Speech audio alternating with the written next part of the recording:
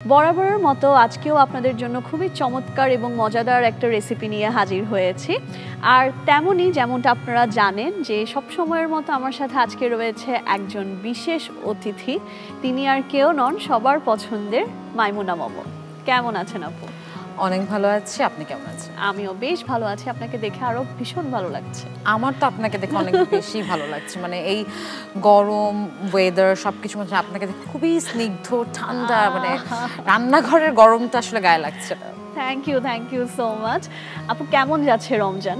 কয়েকটা রমজান তো আমরা পার করলাম, কেমন গেল সবকিছু মিলে? এখন পর্যন্ত যেটা হয়েছে যে অনেস্টলি স্পিকিং প্রত্যেকটা রমজান আসলে শুটিংয়েই পার করতে হয়েছে এখন পর্যন্ত, এবং মোটামুটি সবকিছু ঠিকঠাক থাকলে ঈদের আগ পর্যন্ত আমরা যারা মানে টিভি নাটকে কাজ করি বা ভিজুয়ালে কাজ করি সবার এমনই যাবে আসলে কিছু করার নাই।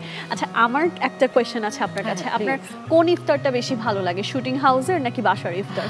অবশ্যই বাসার, অবশ্যই। আমি এমনও গেছে, মানে আমাদের তো আসলে একটু অনেক সময় খাবার দাবার চাইলেই খেতে পারি না। আমি এমনও গেছে যে আমি বাসায় ভাত খাবো দেখে আমি হয়তো সারাদিন শুটিংয়ে খাইনি। আমার এমনও গেছে, আমার বাসার খাবার সব থেকে পছন্দের। আমার এইটার সাথে কোনো কম্প্রোমাইজ হবে না, এটার সাথে কোনো কিছুর মানে কোনো কিছুর মিলানো সম্ভব না।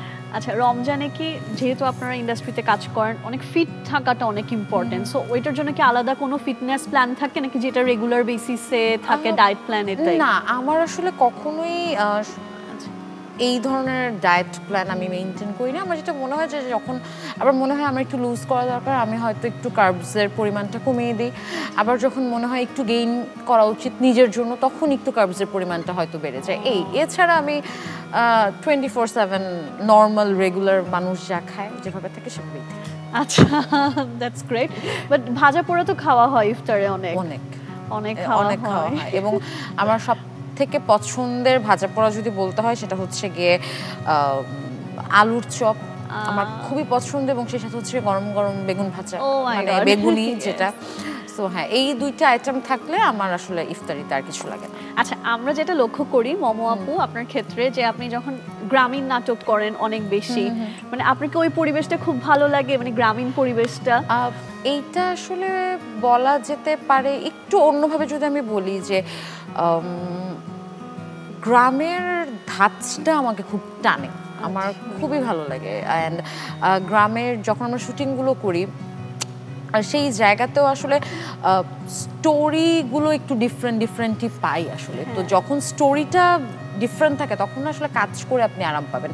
সেখানে শহরের গল্প বা গ্রামের গল্পটা আসলে প্রাধান্য পায় না, প্রাধান্যটা পায় হচ্ছে গল্পটা।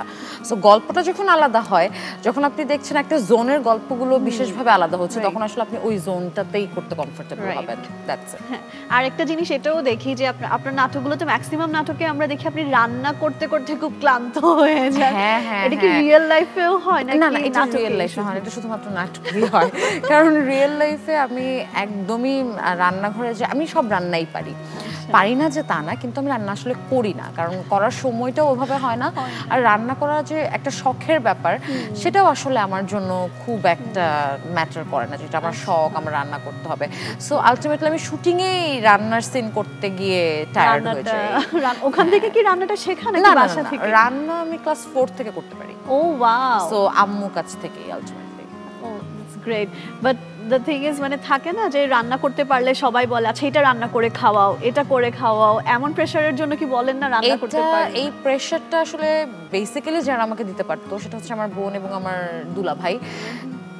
ভাগ্যক্রমে তারা দেশের বাইরে থাকে, সো এই প্রেশারটা আমাকে আর দেওয়ার মতো আসলে কেউ নাই। আমার দুলা ভাই আমার হাতের আচারি মুরগি খুব পছন্দ করেন, তো ভাইয়া প্রত্যেকবার আমাকে বলেন যে তোমার এটা খুব মিস করছি, তুমি আসলে বা আমরা নেক্সট টাইম আসলে তুমি এটা রান্না করে খাওয়াবে। সো বন্ধুলা ভাই যদি দেশে থাকতো তাহলে হয়তো ওই ব্যাপারটা একটু বেশি আসতো, যেহেতু ওরা আমার ভাগ্যক্রমে বিদেশে আছে। সো হ্যাঁ, এই চাপটা এখন আমার আসলে খুব একটা নিতে হয় না। অনেক গল্প হলো রান্না বান্নার আপু, আজকে একটা স্পেশাল রেসিপি করে দেখাবো যেটা সচরাচর আমরা সেহরির টাইমে করতে পারি আর খেতেও খুব ভালো হবে। সো চলেন আমরা কিচেনে যাই প্লিজ।